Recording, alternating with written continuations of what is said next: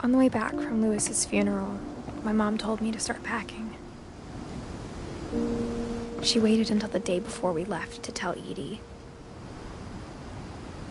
I'm not sure if she wanted to make it easier or harder.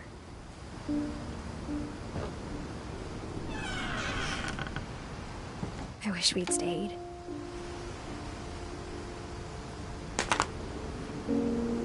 But I understand why we left.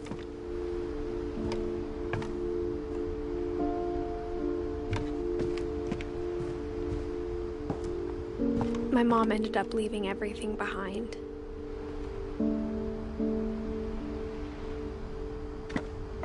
What happened that night had been coming for a long time.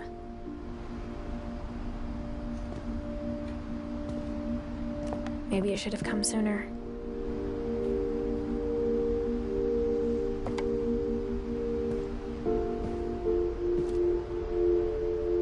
But it had to end one way or another. All that's left now is to tell you about that last night.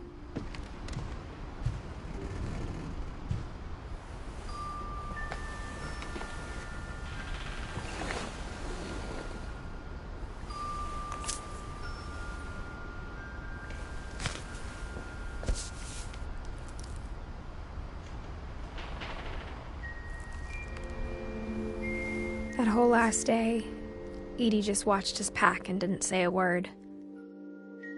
Until supper, when she raised her glass and said, "To our final night together, and all our final nights apart." Grandma, you know what I said about alcohol. Some of your medications are very Edith, specific. I left a present for you in the hallway. Why don't you go open it? The grown-ups have to argue now. I'm sorry, you're right. We're all leaving tomorrow. Let's just enjoy our last... I'm not leaving. Edith, you're excused.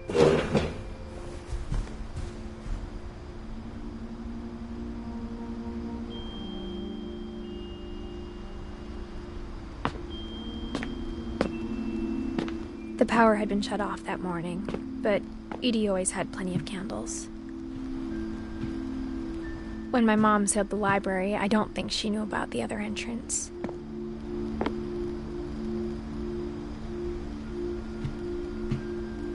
Or that Edie had a key to it.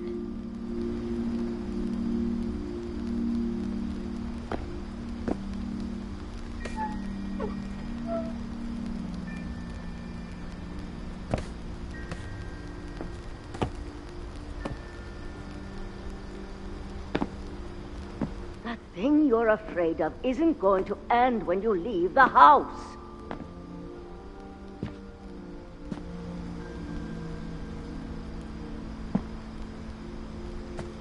Edith has a right to know these stories.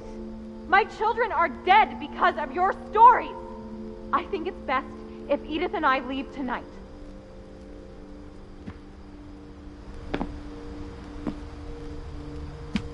We'll have the nursing home send a van for you in the morning, okay?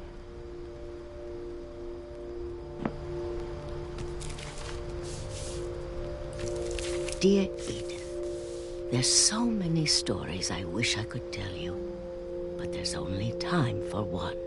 This is about what happened on the night you were born. That night, the tide went way, way out. It was the first and last time I ever saw the old house aground. There'd been an earthquake out in the middle of the ocean. They called it the lowest tide in 1,000 years. God, it smelled awful. You know, I've seen that house every day of my life.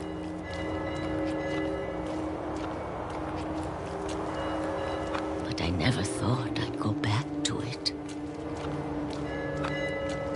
When the fog rolled in, I lost my way.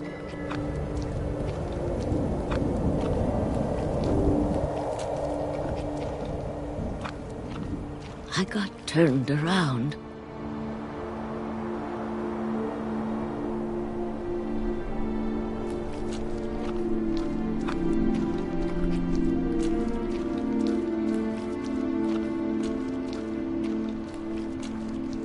For a while, I wondered.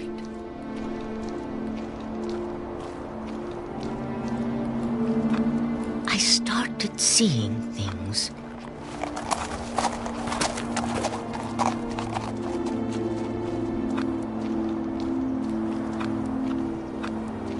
Things I'd forgotten had ever existed.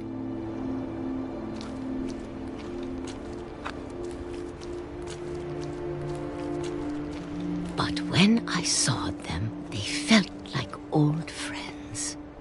That night, a lot of things came back to me. Or maybe I came back to them.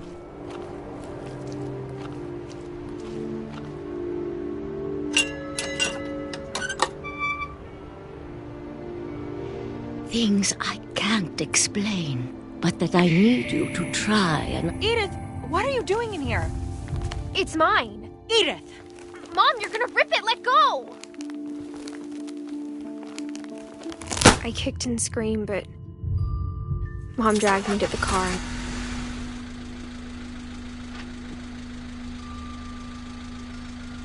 I never saw Great-Grandma Edie again.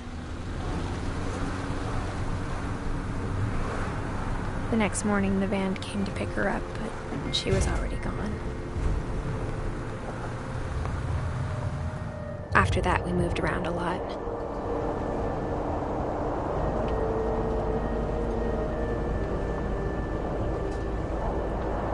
We both tried to make the best of it.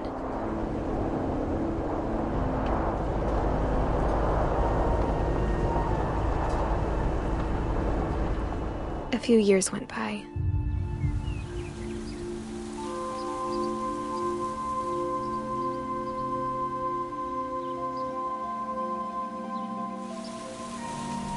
My mom didn't like to talk about it, but she started getting sick a lot. The rest happened pretty quickly.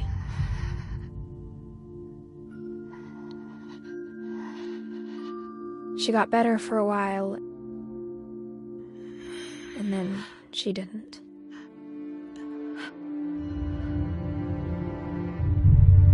And then I was alone. The last Finch left alive.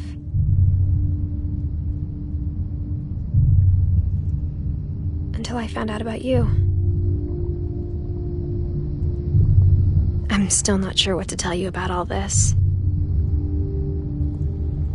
If we lived forever, maybe we'd have time to understand things. But as it is, I think the best we can do is try to open our eyes.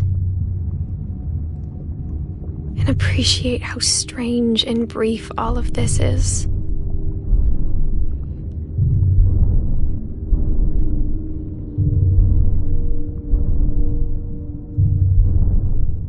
This journal was supposed to be for you.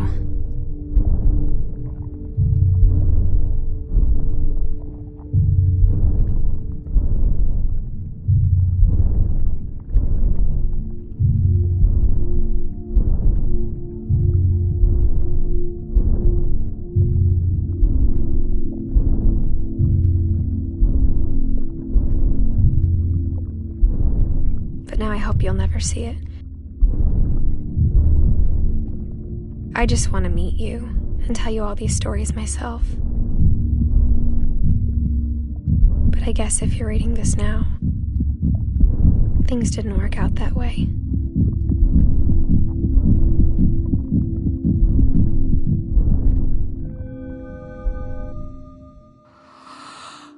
This is where your story begins. I'm sorry I won't be there to see it. It's a lot to ask, but I don't want you to be sad that I'm gone. I want you to be amazed that any of us ever had a chance to be here at all. Good luck.